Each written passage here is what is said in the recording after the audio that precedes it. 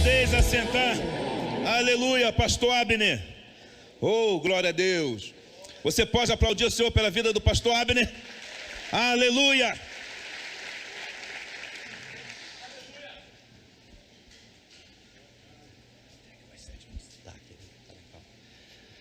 Boa noite, projeto Recomeçar.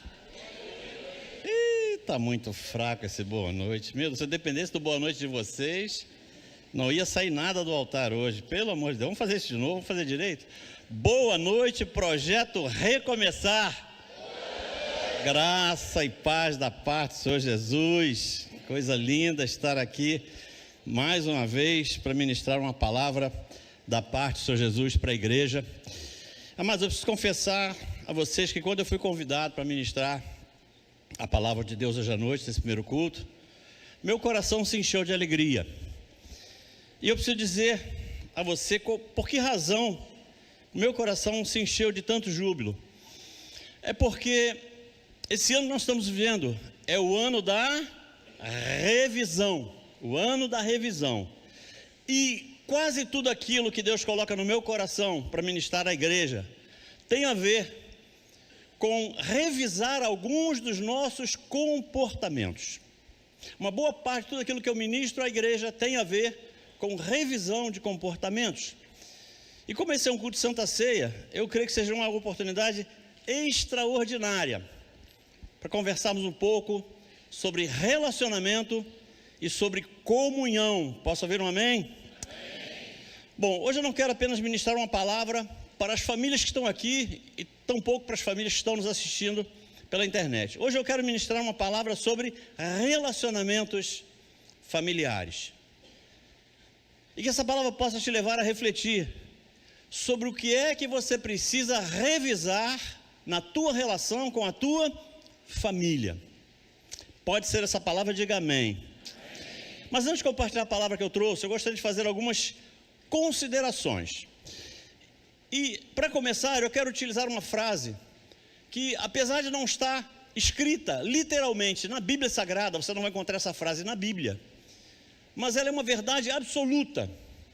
É uma frase que a gente escuta muito, sempre e em qualquer trabalho de família você vai encontrar alguém falando isso. A família é um projeto de Deus. Você também concorda com isso? Essa é uma verdade cristalina. A família é um projeto de Deus.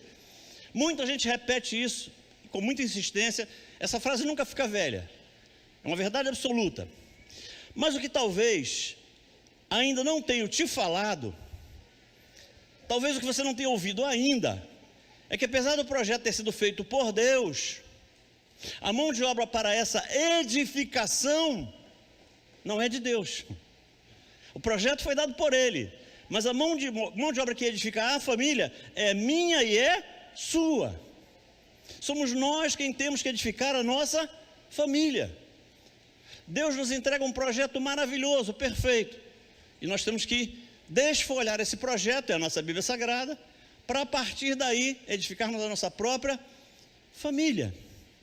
Você consegue entender por que o inimigo consegue desestabilizar algumas famílias?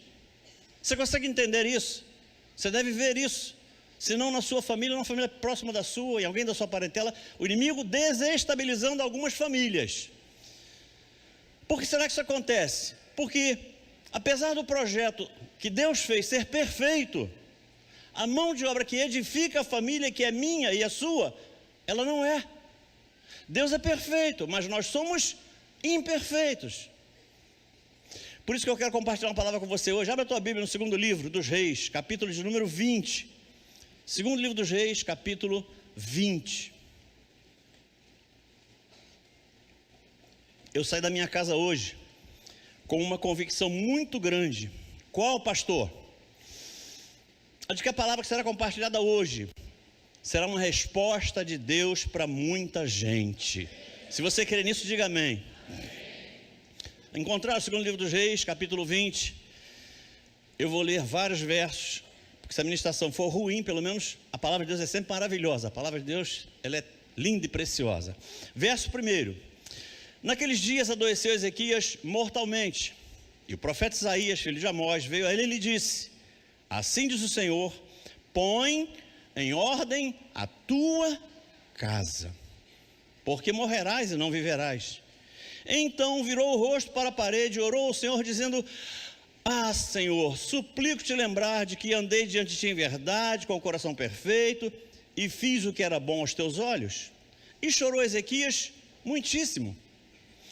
Sucedeu, pois, que, não havendo Isaías ainda saído do meio do pátio, veio a ele a palavra do Senhor, dizendo: Volta e diz a Ezequias, capitão do meu povo, assim diz o Senhor, o Deus de Davi teu pai: Ouvi a tua oração e vi as tuas lágrimas. Eis que eu te sararei. Ao terceiro dia subirás à casa do Senhor.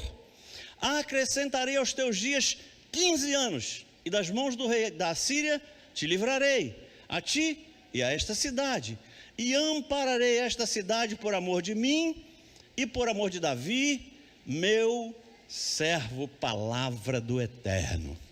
Fecha os teus olhos, e não a tua Bíblia, nós vamos gastar a Bíblia hoje. Fecha os teus olhos. Senhor Deus Pai querido, fala conosco, queremos ouvir a tua voz. Derrama sobre nós graça e misericórdia para que possamos entender claramente o que é que o Senhor quer falar com cada um de nós. E que ao final desta reunião, ao sairmos por aquelas portas, possamos arder em nossos corações a certeza que o Senhor nos trouxe aqui para falar em particular com cada um de nós.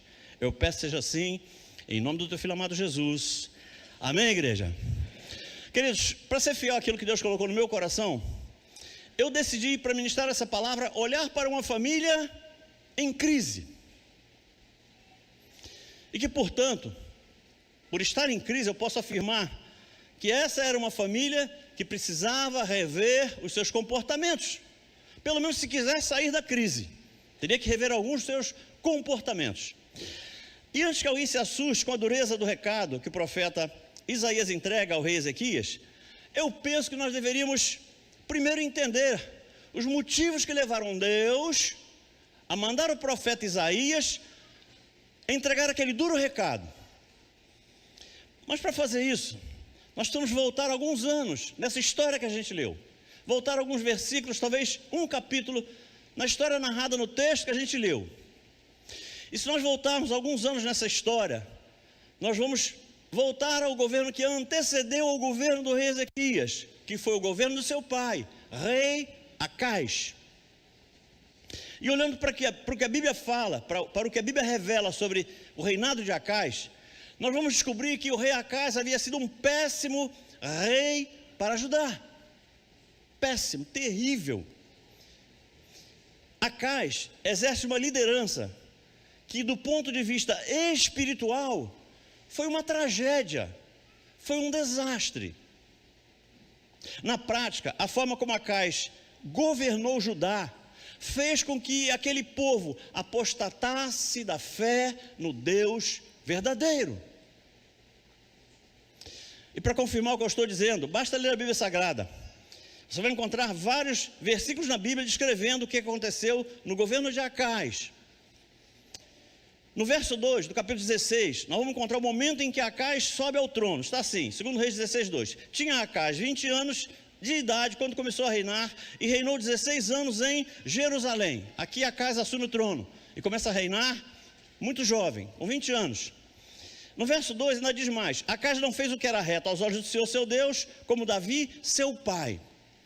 Aqui já tem o primeiro sinal de que esse homem não foi um bom governante. E ao continuarmos lendo mais sobre essa história, nós vamos encontrar coisas terríveis que o rei Acais fez nesses 16 anos de reinado. Eu vou citar algumas das coisas que Acais fez para você ter noção do quão ruim foi o governo de Acais para o povo de Judá. A Bíblia diz que Acais queimou incenso a deuses estranhos. Isso era abominação ao nosso Deus. Acais incentivou a idolatria do povo. Quando, pastor? Quando ele manda levantar postes, ídolo, por toda Judá. Encheu Judá de postes, ídolos. Isso desagradou profundamente ao nosso Deus. Acais chega ao ponto de oferecer um irmão de Ezequias, ou seja, um filho seu. Ele oferece um irmão de Ezequias em holocausto a Moloque.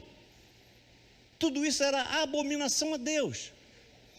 Acais chega a desviar prata e ouro do templo para tentar subornar o rei da Síria, que gostava muito de invadir Judá e causar estrago a Judá.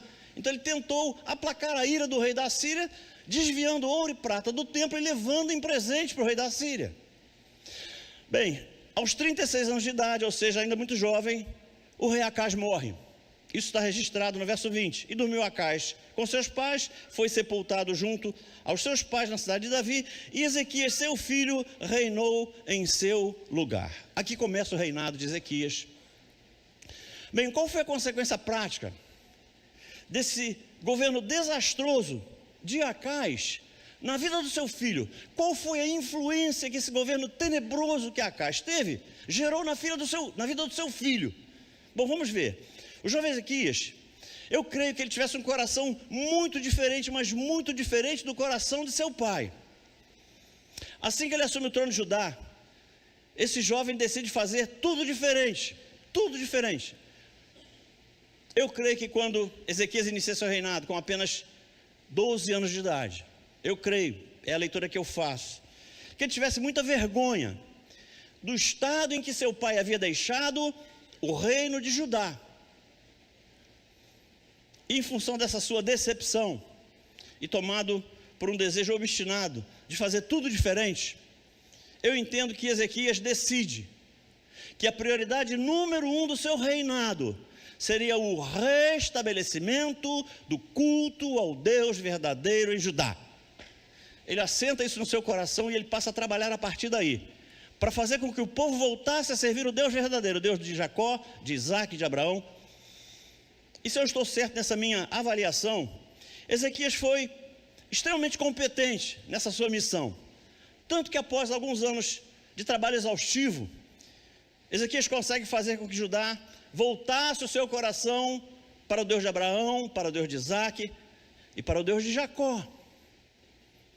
Num curto espaço de tempo, Ezequias consegue restabelecer o culto ao Deus verdadeiro. E para conhecer melhor o coração desse jovem, Ezequias, basta ver que Ezequias faz algo que eu fui descobrir recentemente e realmente fiquei extasiado. Não sei se você se lembra, lá no deserto, quando começaram a aparecer serpentes picando o povo, Deus manda Moisés levantar uma estátua de bronze, e todo aquele que mesmo picado olhasse para aquela estátua de bronze, não morreria. Você se lembra disso? Pois bem, até o reinado de Acaz, essa serpente ainda era adorada. Foi Ezequias, com o coração que tinha, que passou aquela estátua no fogo. Foi ele quem decidiu derreter aquela serpente. E aí eu imagino, e aí é só uma conjectura minha, você pode concordar ou não, mas é uma convicção que eu tenho. Eu imagino que na cabeça de Ezequias, depois dele conseguir fazer tudo o que ele fez, em tão pouco tempo, com tanta competência, eu creio que na cabeça de Ezequias, Deus iria exaltá-lo.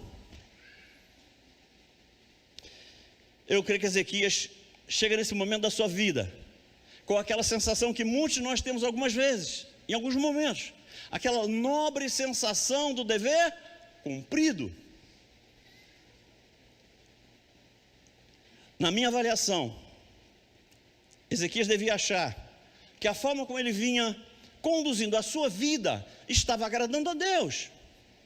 Por essa razão eu imagino que quando ele fica sabendo que o profeta Isaías estava às portas do palácio, com uma mensagem diretamente de Deus para entregar a ele, eu creio que o coração dele bateu forte. Que alguém que se acha realmente cumprindo uma missão, cumprindo um propósito com tanta eficácia, recebe o recado de que, olha, e era um profeta que tinha uma credibilidade inabalável. O profeta Isaías era um homem realmente respeitado. E alguém diz a ele assim, rei, o profeta Isaías está lá no portão do palácio trazendo um recado da parte de Deus para entregar ao Senhor. Eu creio que ele deve ter ficado muito ansioso para saber que boa notícia era aquela que o profeta trazia da parte de Deus. Eu creio que na cabeça de Ezequias se passasse o seguinte: Deus deve ter enviado o profeta Isaías até o palácio só para me dizer: Ezequias, você é o cara. Você é o cara. Parabéns pelo seu compromisso, pela sua dedicação. Você trabalhou muito, você conseguiu resgatar a fé do meu povo. Bem, por que eu fiz questão de fazer essa longa introdução? Porque segundo o texto que a gente leu, não foi bem isso que aconteceu. Não foi. Amados, após ter conseguido fazer com que aquele povo deixasse de se curvar a ídolos, após conseguir fazer com que aquele povo tivesse os seus corações convertidos ao Deus verdadeiro, chegamos ao texto que a gente começou lendo, verso 1 do capítulo 20. E esse trecho que a gente leu começa assim: naqueles dias. Bom, que dias eram esses? Ou que dias foram aqueles? Eu creio que eram dias em que o rei Acaz deveria estar comemorando, celebrando, se alegrando com a conversão de toda a população de Judá ao Deus verdadeiro. Eu creio, amados, que deveriam ser dias de júbilo, dias de festa, dias de muita celebração. Mas vamos ler novamente o que diz o texto para ver o que de fato aconteceu. Verso 1: adoeceu Ezequias mortalmente, e o profeta Isaías, filho de Amós, veio a ele e lhe disse: assim diz o Senhor, põe em ordem a tua casa, porque morrerás e não viverás. Ou na versão atualizada do pastor Abner, Ezequias, olha, ou tu põe a tua casa em ordem, ou eu te recolho mais cedo. Ou tu dá um jeito na tua casa aí, ou você vai mais cedo para minha casa. Mas por que eu decidi compartilhar essa história com vocês numa santa ceia? Por quê? Porque o episódio relatado nesse texto, apesar de já ter acontecido há mais de 2.500 anos, há muitos anos atrás, é uma realidade muito comum nas nossas igrejas. Pastor, não entendi. Mas essa é a razão pela qual eu escolhi a história dessa família, para falar sobre revisão. Por quê?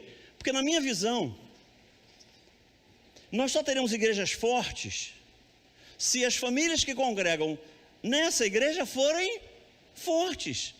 Uma igreja forte é consequência, é resultado da reunião de muitas famílias fortes. E aqui aparece a primeira revelação que eu recebi de Deus. Mas o que está acontecendo nessa passagem bíblica? O quê? É algo que pode estar acontecendo muito mais próximo de nós do que nós podemos imaginar. Por quê? Porque essa passagem conta a história de uma pessoa que estava na mais absoluta comunhão com Deus. Quem era essa pessoa? Ezequias. O rei Ezequias era esse homem da mais absoluta comunhão com Deus, mas que apesar disso vivia numa família onde ninguém queria saber de Deus. E onde eu baseio essas duas minhas constatações. Quais, pastor?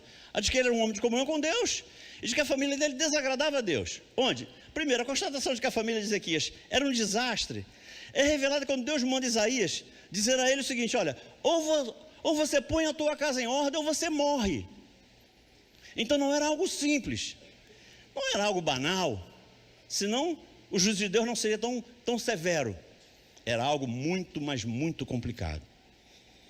E a constatação de que Ezequias tinha toda essa comunhão com Deus, de que ele gozava de um alto conceito diante de Deus, surge a partir do recado que Deus manda o profeta Isaías levar até ele. Por quê? Porque logo após a sua oração, no verso 5 está registrado o seguinte: olha o que Deus diz para Ezequias, depois de uma oração que ele faz: ouvi a tua oração e vi as tuas lágrimas, eis que eu te sararei. Amados, Ezequias recebe a resposta que todo aquele que está enfermo gostaria de ouvir quando ora a Deus pedindo cura. É a oração que todos nós, enfermos, gostaríamos de ouvir, de receber como resposta: olha, eu não só ouvi a tua oração, como vi as tuas lágrimas, e eu vou te sarar. É algo maravilhoso, é algo lindo, é algo extraordinário. Mas logo em seguida surge um outro detalhe que reforça esse meu entendimento, e eu acho que aí é incontestável. Olha só o que Ezequias pergunta ao ouvir o profeta Isaías dizer a ele que Deus iria curá-lo. Está no verso 8, a gente não leu ainda. Ezequias disse a Isaías: qual é o sinal de que o Senhor me sarará e de que ao terceiro dia subirei à casa do Senhor? Ou seja, após ouvir da boca de um profeta respeitado a promessa de que Deus iria curá-lo, Ezequias ainda pede uma prova. Queridos, é a mesma coisa que se eu falar assim: Uzia, dia 30 tu me empresta R$1.000. Ele falasse assim: Abner, pode contar comigo, dia 30 eu te empresto R$1.000. Eu disse: não, tu não entendeu, comigo não é assim não. Tu tem que me dar um cheque pré-datado para o dia 30, senão eu não vou acreditar em você. Você ficaria chateado, sim ou não? Ele não tinha obrigação nenhuma de me emprestar nada. Deus não tinha obrigação nenhuma de curar ninguém. Mas Deus disse assim: eu vou te curar. Interessante que ao invés de Deus ficar indignado, porque qualquer um de nós ficaria, ao invés de Deus ficar indignado, Deus não fica. Ele desafia Deus de uma forma mas tão dura, tão incisiva, mas Deus não se incomoda. Ele pede uma prova a Deus de que Deus iria curá-lo. Interessante que para dar essa prova que Ezequias pede, Deus mexe com a ordem do universo. Para dar a prova que ele queria, Deus mexe com a órbita dos planetas. Vai ter comunhão com Deus assim, lá no Projeto Recomeçar, gente. Pelo amor de Deus. Nós ainda não lemos, mas o verso 9 e 10 tem um diálogo interessante entre o profeta e o rei, onde Isaías pergunta o seguinte a Ezequias: você quer que o sol ande mais rápido que o normal, ou quer que ele volte? Olha que coisa interessante. O profeta dá duas opções para o rei: eu vou te dar a prova que você pediu, mas para isso você escolhe. Você quer que o sol ande mais rápido, ou você quer que o sol volte? Ezequias deve ter pensado assim: não, andar mais rápido é mole, pô. Andar mais rápido, eu quero que ele volte. E não é que Deus manda o sol voltar? Onde é que está registrado isso? Na Bíblia Sagrada, verso 11. Então o profeta Isaías clamou ao Senhor e fez voltar a sombra 10 graus atrás, pelos graus que tinha declinado no relógio de sol de Acais. Mas por que eu estou insistindo tanto nisso? Para que você não tenha dúvidas de que Ezequias gozava de um altíssimo conceito diante de Deus. Você tem dúvidas disso? Mas apesar de todo o prestígio que ele tinha, Deus fala para ele: olha, eu entendo tudo isso, mas vamos falar um negócio? Ou tu põe a tua casa em ordem, ou morre. Queridos, como família é algo precioso demais para Deus. Deus manda aquele duro recado a uma pessoa que não cuidava da sua família. E se a família era importante para Deus naqueles dias, eu posso afirmar com toda a segurança que continua sendo importante até hoje. Posso ouvir um amém? Amém. Porque o nosso Deus não muda. Ele é o mesmo ontem, hoje, será eternamente. Quando estão entendendo o que eu estou falando, diga amém. Mas analisando friamente o que está acontecendo nessa passagem bíblica aqui, eu choquei quando eu comecei a meditar sobre essa passagem. Por quê? Porque Ezequias está recebendo uma sentença de morte. Olha que coisa interessante. Ezequias está recebendo uma sentença de morte em função da desordem em que a sua família vivia. Não era ele que vivia com a vida em desordem, era a família dele. Mas o interessante é que a sentença de morte não era sobre ninguém da família dele, mas sim sobre ele. Para mim seria até justo que a sentença de morte fosse sobre alguém que estava com a vida em desordem, mas não, a sentença veio sobre a vida do rei, que estava com a vida em ordem. Queridos, não me parece ser tão difícil entender a razão que levou Deus a agir daquela forma com Ezequias. Eu creio que Deus escolheu justamente Ezequias, porque Ezequias era a única pessoa naquela casa que daria ouvidos à instrução de Deus. Talvez se ele falasse com qualquer outra pessoa, entraria aqui e sairia aqui. Talvez fosse Ezequias a pessoa que tivesse mais comunhão com Deus naquela família. Por isso mesmo Ezequias se permitiu ser exortado pelo profeta. Porque Ezequias, se não entendesse que era Deus falando com ele, podia ser: que profetazinho esse? Vai para a tua casa, cara, tu vai dar ordem no rei? Eu sou o rei aqui, eu sou a autoridade máxima. E não ouviria a exortação do profeta. Mas não, ele entendeu que não era o profeta falando, era Deus falando no coração dele. Era Deus.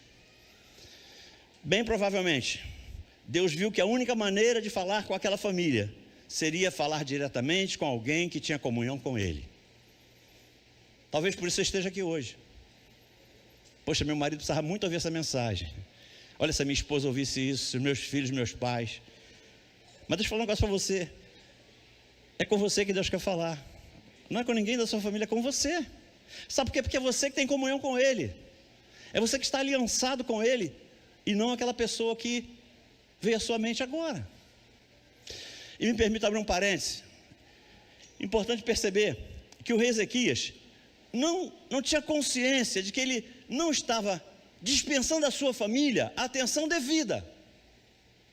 Custou a cair a ficha do Ezequias. Por quê, pastor? Porque veja como ele tenta se defender quando o profeta confronta ele. Olha o que ele diz quando o profeta confronta ele. Verso 3: andei diante de verdade, com o coração perfeito, e fiz o que era reto aos teus olhos. Ou seja, ele tenta defender a sua causa, exaltando o seu próprio testemunho de vida. Mas não era disso que Deus estava falando. Deus foi muito claro, ele falou assim: põe a tua casa em ordem. O recado era claro, mas ele tenta sensibilizar o coração de Deus, falando do seu testemunho, falando da vida que ele levava.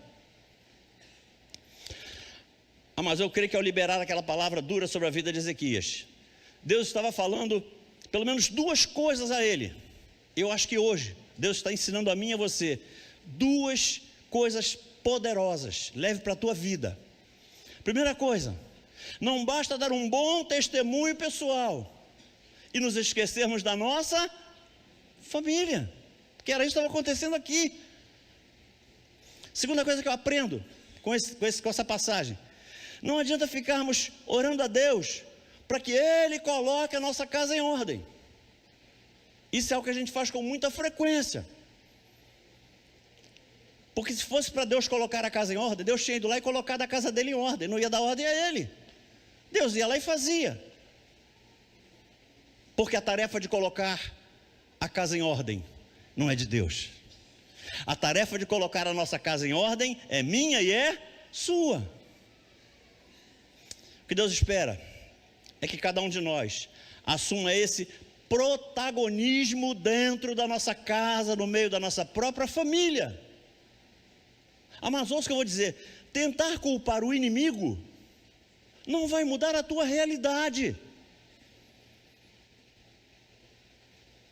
Posso ouvir uma misericórdia?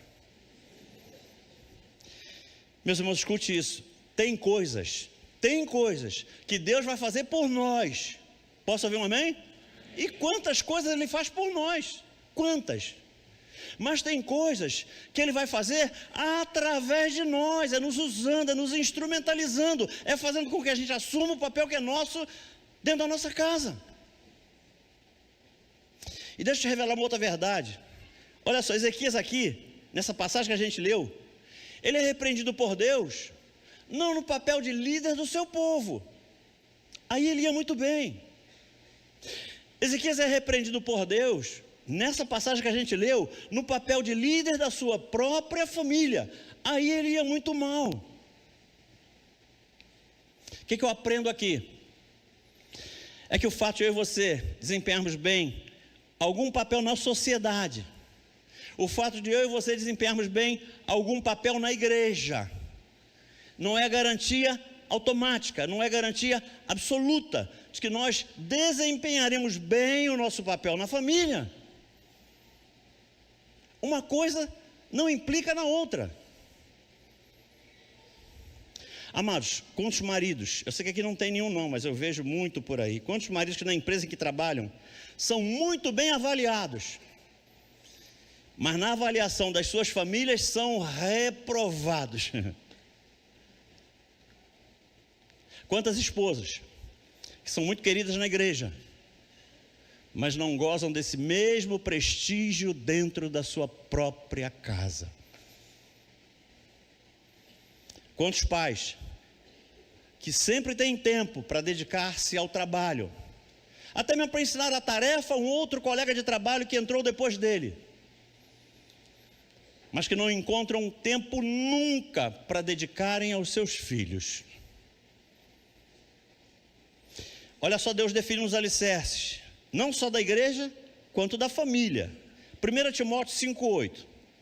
Mas se alguém não tem cuidado dos seus, e principalmente dos da sua família, negou a fé, e é pior do que o infiel, é pior do que o incrédulo, é pior do que o ímpio. Eu não sei qual é a tua versão. Queridos, não tem valor algum para Deus. Ouça, não tem valor algum para Deus ser um obreiro aprovado na igreja e um obreiro reprovado dentro da própria casa. Meus irmãos, o rei Ezequias foi extremamente competente no difícil desafio de restabelecer o culto ao Deus verdadeiro em Judá. Aqui ele foi muito bem, nessa tarefa ele foi extraordinário, nesse papel ele foi vitorioso. Mas na liderança do destino da sua própria casa, esse homem deixou muito a desejar. Mas a essência do que eu quero compartilhar com a igreja é essa: o rei Ezequias cuidou muito bem do povo de Judá. Verdade isso? Cuidou muito bem do povo de Judá. Tanto é que ele voltou todo mundo a se dedicar ao Deus único, ao Deus verdadeiro. Só que para fazer isso, só que o preço que ele pagou para fazer isso, foi se esquecer de cuidar da sua própria casa. Ezequias deixou de ver a sua família como a sua prioridade número 1.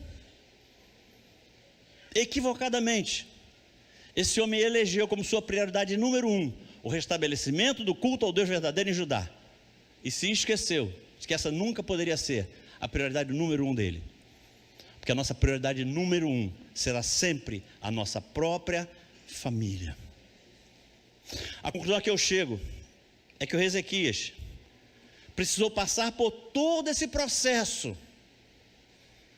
para que ele pudesse reconhecer que precisava urgentemente revisar a sua escala de prioridades.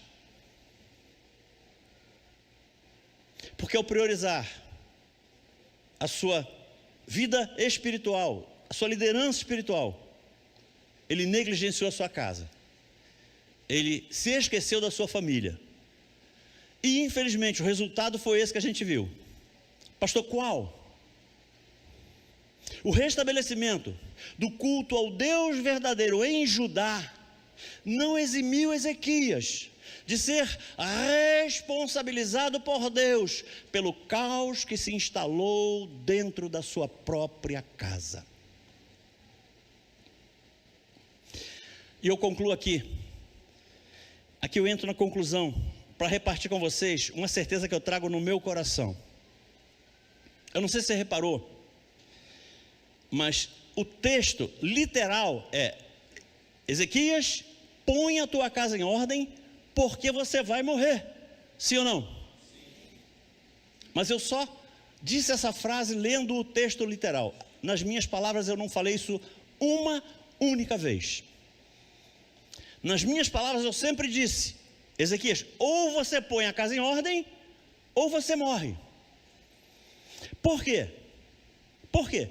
Porque não era hora de recolher Ezequias, ainda não era hora de recolher Ezequias, tanto que Deus dá a ele mais 15 anos, e Deus não é homem para que minta, nem filho do homem para que se arrependa.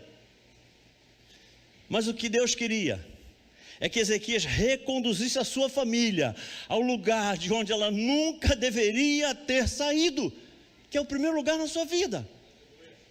Era isso que ele queria. Tanto eu creio dessa forma, que por várias vezes eu falei: ou você coloca a casa em ordem, ou você morre. Acho que foi a forma que Deus encontrou de sacudir Ezequias, para que ele entendesse que ele tinha que revisar a sua escala de prioridades. Teve que falar em morte, para poder sacudir Ezequias. Porque na verdade a escala de prioridades de Deus, ela não muda. Em primeiro lugar está quem? Deus, o próprio Deus, ele não abre mão disso. Na nossa vida, em primeiro lugar, sempre tem que estar Deus. Mas em segundo lugar, o que tem que estar? A família. Sabe onde a gente erra aqui? A gente acha que igreja é Deus. Igreja não é Deus. A obra de Deus não é Deus. Então, no meu entendimento, em primeiro lugar está Deus, no segundo está a família, e em terceiro lugar, uma fonte de renda, porque não dá para cuidar da família sem receita. Aí sim, em quarto lugar, vem à igreja. E eu quero te mostrar por que eu tenho o entendimento de que Deus não queria levar Ezequias, mas sim que ele se convencesse, né, de que precisava priorizar a sua casa.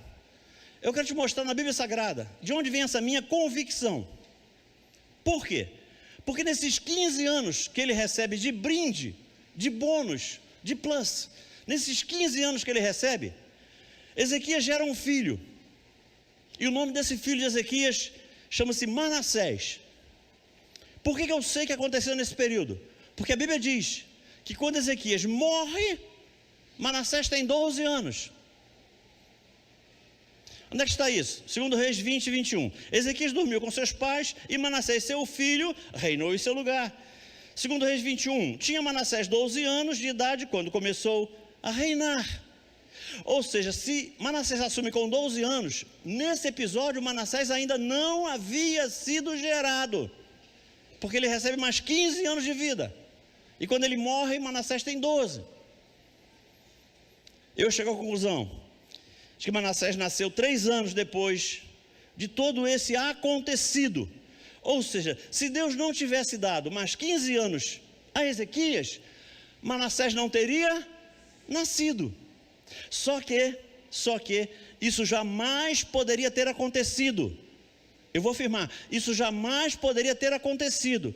Por quê, pastor? Porque no livro de Mateus, capítulo 1, a partir do verso 19 está assim: e Uzias gerou a Jotão, Jotão gerou a Acás gerou a Ezequias, e Ezequias gerou a Manassés. Você sabe de que árvore genealógica eu estou falando? Da árvore genealógica do Cristo. Ou seja, Manassés estava na árvore genealógica do Cristo, portanto, Ezequias não poderia ter morrido sem ter gerado a Manassés. Então, na verdade, Deus não queria levar Ezequias, só queria dar um sacode nele para ele acordar, era só isso, porque Manassés estava na árvore genealógica do Cristo. Mas eu ainda tenho um minutinho, eu quero revelar a você uma segunda verdade que eu tenho que te mostrar, porque essa segunda verdade que eu quero compartilhar com você pode fazer toda a diferença na tua vida. O que foi que aconteceu para que Deus cancelasse uma sentença de morte que já havia sido liberada? Olha que coisa interessante. O profeta vai até ao rei e libera uma sentença de morte. E ao sair da presença do rei, a Bíblia diz, nós lemos aqui, ainda Isaías não havia chegado no meio do pátio, veio a ele a palavra do Senhor dizendo: volta e diz a Ezequias, capitão do meu povo, assim diz o Senhor. Sim ou não? Ou seja, alguma coisa aconteceu entre o momento em que Ezequias libera a sentença de morte e Deus volta a falar com Ezequias no meio do pátio. Alguma coisa aconteceu, porque Deus não é homem para que minta, nem filho do homem para que se arrependa. Então, alguma coisa aconteceu. Se eu perguntasse a você, o que foi que aconteceu? O que foi que aconteceu para que Deus cancelasse uma sentença de morte que Ele mesmo havia liberado? Queridos, ouça, ao meu coração veio algo que me chocou, quando eu comecei a orar a Deus e pedi: o Senhor me revela, porque aconteceu algo, porque a primeira saída que eu tive foi assim: peraí, mas Ezequias colocou a sua casa em ordem, se a condição era essa, ele colocou a casa em ordem, não merecia morrer. Mas gente, pensa comigo, será que o que aconteceu na casa de Ezequias era simples ou era complexo? Sim, simples ou complexo? Se fosse simples, não ia dar sentença de morte, era muito complexo. Agora, quanto tempo demorou entre o profeta sair da presença do rei e chegar ao meio do pátio? Será que demoraram 30 dias? 20 dias? Uma semana? Eu acho que não. Então, por mais simples que fossem os problemas na vida do rei, não deu tempo para ele colocar a casa em ordem. Essa é a minha leitura, você pode ter uma leitura diferente da minha, essa é a minha. Não deu tempo dele colocar a casa em ordem. Mas alguma coisa ele fez. Por quê? Senão Deus não cancelaria a sentença de morte. E aí eu fui orar a Deus e pedir uma direção a Deus. E aí Deus me revelou algo que para mim fez muito sentido. Ezequias não teve tempo de colocar a sua casa em ordem, mas uma coisa ele fez. E eu tenho certeza que quem fizer isso aqui hoje, quem fizer isso aqui hoje, pode ter sentença de morte sobre a vida de alguém da família, mas quem fizer isso aqui hoje, vai sair daqui hoje com a mesma resposta de Ezequias. Uma coisa ele fez, bastou o quê? O Espírito Santo de Deus testificasse no espírito de Ezequias, que Ezequias estava assumindo um compromisso com ele, de que em se levantando daquele trono, a primeira coisa que ele iria fazer, era começar a colocar a sua casa em ordem. Para Deus foi suficiente. Deus não esperou colocar a casa em ordem para cancelar sentença de morte nenhuma. Para Deus foi o suficiente assim, o meu espírito testificou no espírito do rei, que ele está assumindo um compromisso comigo, e isso para mim basta. A partir do momento que o Espírito de Deus testificou no espírito dele, Deus manda Isaías voltar ao rei e cancelar a sentença de morte. Por isso que ele quer de você hoje é isso, que você se convença, ou que você avalie, ou que você analise, como é que anda a tua relação com a tua família. E se por acaso você se pegar achando que a relação tua com a tua família não é aquela que você gostaria, a tua família não é aquela na qual você gostaria de viver, se você na tua casa é o único que tem comunhão com Deus e você vive numa família completamente desestruturada, Deus quer de você hoje uma única coisa: que você saia daqui decidida a colocar a tua família como prioridade número 1, porque ao se dedicar prioritariamente ao papel de líder do seu povo, Ezequias negligenciou talvez o maior papel da sua família, o maior papel da sua vida, que era cuidar da sua própria família. E o resultado a gente viu. Vamos ficar em pé.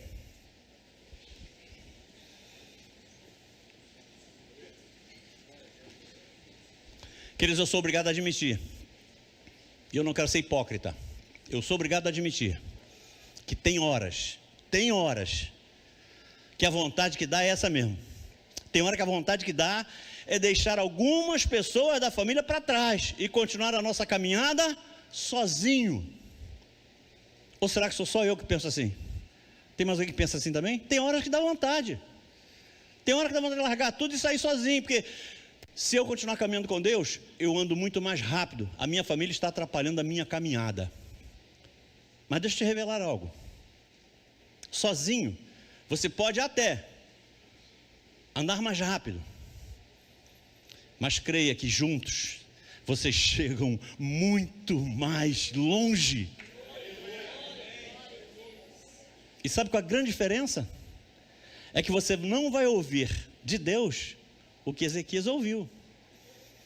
Ezequias era um homem que tinha toda a comunhão que você pode imaginar com Deus. Mas ainda assim, quando ele recebe o profeta achando que receberia elogios, ele recebe uma sentença de morte. Queridos, ouça, não agrada a Deus deixar marido para trás. Não agrada a Deus deixar esposa para trás. Não agrada a Deus deixar filhos para trás. Não agrada a Deus deixar pais para trás. Não agrada. Pastor, eu gostaria que o senhor me dissesse como é que eu começo a cuidar melhor da minha família, porque eu saio daqui convencido de que eu preciso fazer isso. Eu saio daqui encorajado a começar a rever alguns dos meus comportamentos. Mas por onde eu começo? Deixa eu dizer um negócio. Trabalhando com famílias há quase 20 anos, eu descobri que a maioria esmagadora dos problemas que afligem as famílias,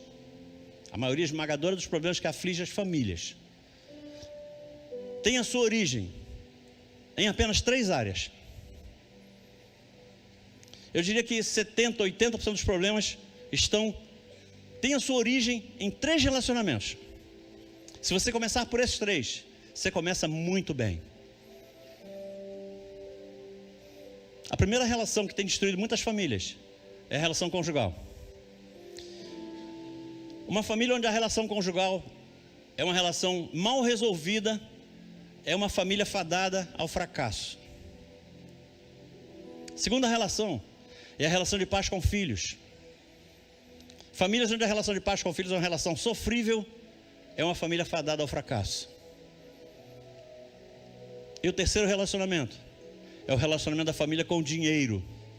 Famílias que vivem problemas financeiros eternos são bem propensas a ter qualquer desajuste familiar, porque os problemas financeiros acabam destruindo relacionamentos. Então, se você quer começar, comece por aí. Pense em como é que está a tua relação conjugal. Como é que está a tua relação com os teus filhos, com os teus pais? E como é que está a tua relação com o dinheiro? Começa por aí. Eu tenho certeza que você vai blindar a tua família da maioria dos problemas que podem afetar a tua família. Faça isso. E eu não tenho dúvidas de que você vai ter resposta de Deus. Mas pastor, tem gente na minha família que nem serve a Jesus ainda. Não é só na sua não. Na minha também tem. Mas sabe o que eu aprendi? Sabe como é que eu consegui ganhar quase toda a minha família para Cristo? Tem muita gente querendo ganhar familiares para Cristo, trazendo na marra a força para a igreja. Ouça o que eu vou dizer. A melhor estratégia que existe para ganhar qualquer familiar para Cristo é ganhá-lo primeiro para você. Primeiro você ganha para você, depois você ganha para Cristo, e depois você traz para a igreja. Tem gente querendo trazer familiar para a igreja e nem sequer ganhou para si mesmo, para si mesma. Desista. Não é essa a estratégia que dá certo.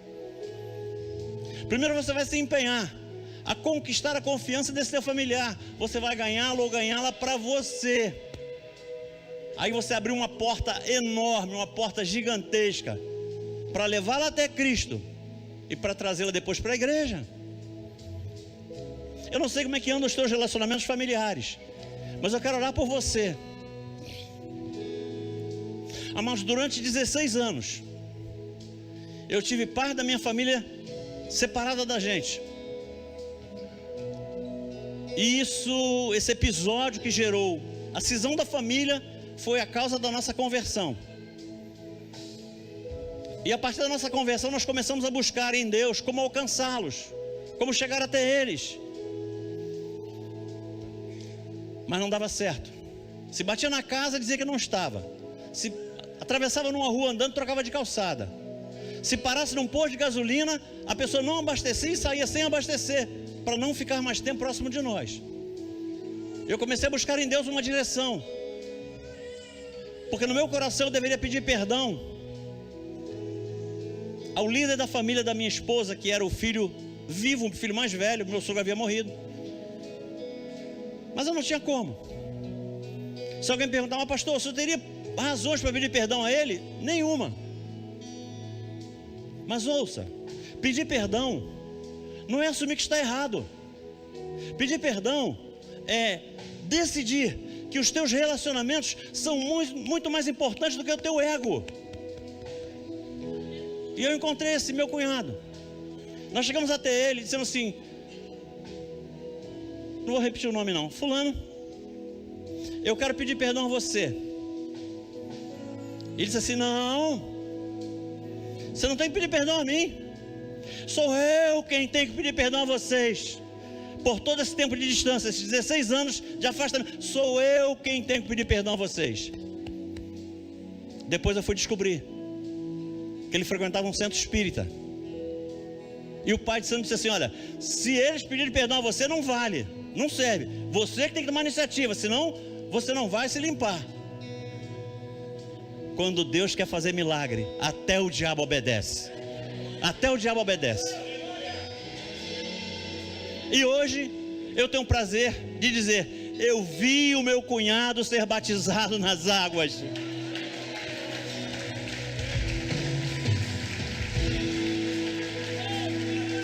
Creia, meu irmão, creia, minha irmã. Deus leva muito em consideração a nossa disposição. O nosso Deus é um Deus de reciprocidade. Pastor, o que é isso? Deus não faz acepção de pessoas, não, mas Deus faz acepção de comportamentos. Deus trata de maneira diferente pessoas que têm comportamentos diferentes. Experimente. Vê como é que está o teu casamento, invista nele. Vê como é que está a tua relação com os teus filhos, invista nela. E vê como é que está a tua relação com o dinheiro, invista nele. E eu tenho certeza que você elimina 80% dos teus problemas. E aí é só questão de ficar firme, de permanecer firme, de continuar seguindo. Você vai precisar de perseverança? Com certeza, muita. Sem perseverança você não vai chegar a lugar nenhum. O teu único cuidado é não confundir perseverança com teimosia. Perseverança é uma coisa, teimosia é outra.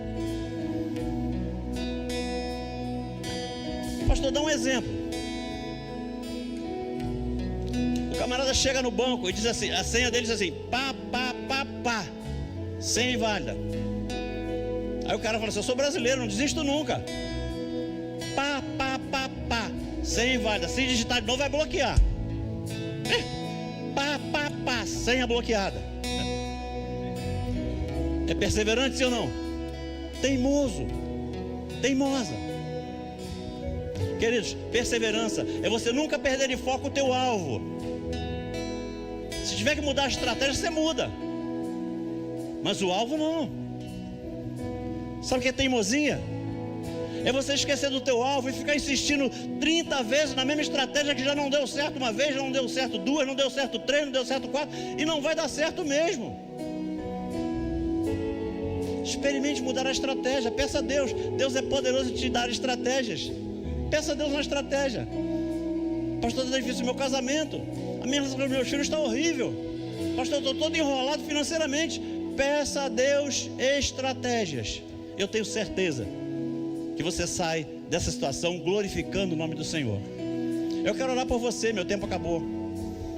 Eu não sei como é que está a tua relação familiar, mas eu sei de uma coisa, a minha estava destruída.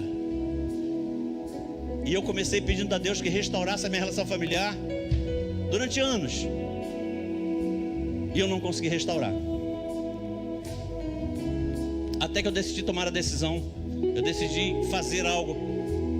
Eu decidi tomar uma atitude. E aí as coisas começaram a mudar. Depois que eu passei a tomar atitudes baseadas na minha fé, tudo na minha vida mudou. Então eu te sugiro, como experiência pessoal, comece a fazer coisas diferentes. O que faz a diferença na nossa vida não é a nossa fé, é o nosso ato de fé. É aquilo que a gente faz com a fé que a gente acha que tem. Isso faz toda a diferença. Eu quero orar por você, vem aqui ao altar. Eu não sei como é que está a tua relação familiar, mas eu sei que a minha foi restaurada. E em grande parte eu devo isso a Deus, porque Deus me disse como é que eu teria que fazer para restaurar a relação. Pode vir. Eu sei que vir ao altar é difícil, principalmente para um membro de igreja. Alguém que não conhece a Cristo vem com muita facilidade. Um membro de igreja fica muito preocupado com o que é que vão pensar a meu respeito. Só que a tua resposta não vem do lado esquerdo, não vem do lado direito, não vem da frente. A tua resposta não vem daí. Se tivesse que vir, teria vindo. A tua resposta vem do autor e consumador da nossa fé. A tua resposta está em Deus. É Ele quem pode fazer tudo, mas tudo que você precisa para restaurar a tua relação familiar. É Ele. É Ele. Queridos, eu sei que vir ao altar é um sacrifício. Ouça, eu sei que vir ao altar é um sacrifício. Só que Deus não brinca com o nosso sacrifício. Deus também sabe que vir ao altar é um sacrifício, e Deus não brinca com o nosso sacrifício. Você não vai ver em toda a Bíblia Sagrada, grave isso, você não vai ver em toda a Bíblia Sagrada alguém que tenha sacrificado a Deus e imediatamente depois não tenha tido uma linda história de vitória para contar. Porque Deus não brinca com o nosso sacrifício. Não brinca. Ele está contemplando a tua dor. Ele está contemplando o teu sofrimento. Ele sabe que o que está acontecendo na tua família acaba com a tua qualidade de vida. Ele sabe disso. Ele sabe. e Ele é o mais interessado em restabelecer a unidade da tua família, a unidade da tua casa, a comunhão de vocês. Ele é o maior interessado. Só que Ele quer usar é você que Ele quer instrumentalizar, é você que Ele quer te usar. É por isso que você está aqui. É por isso que você está aqui. Foi por isso que você veio aqui sem ter feito planos. É por isso que você veio aqui sem ter realmente imaginado o que aconteceria. Você achou que ia ouvir o pastor Cláudio Duarte? Não era ele que estava aqui, mas foi alguém que Deus mandou para falar contigo. Começa a falar com Deus. Começa a clamar a Deus. Permita que o Espírito Santo de Deus esquadrinhe o teu espírito e testifique o teu compromisso com Ele. Você vai sair daqui para mudar os teus comportamentos. Você vai sair daqui para fazer diferente. É isso que Ele quer, testificar no teu espírito, só isso. Porque a hora que Ele conseguir testificar no teu espírito o teu compromisso, tudo muda. Tudo muda.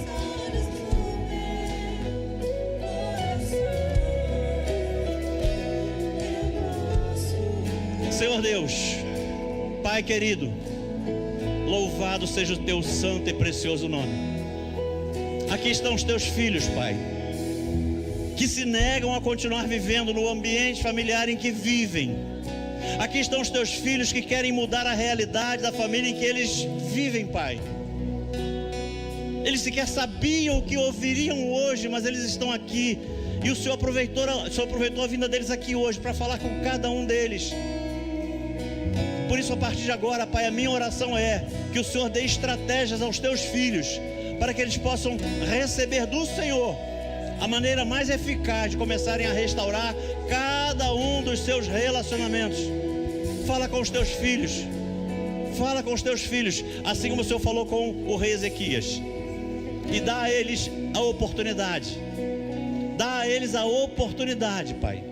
Dá a eles uma nova chance deles fazerem tudo diferente, deles conseguirem mudar os seus comportamentos, revisar comportamentos que não têm te agradado, e que isso possa fazer com que eles possam restabelecer todos os seus relacionamentos familiares. Isso agrade o coração deles, isso agrade o teu coração, mas que acima de tudo, isso glorifique ainda mais o teu nome no meio da igreja, no meio da família, no meio da sociedade. E nós te oramos, Paizinho, com toda a gratidão no nosso coração, no nome santo e precioso do teu filho amado Jesus. Volte para o lugar com a tua vitória. Volte para o teu lugar com a tua vitória. Volte para o teu lugar com a tua vitória.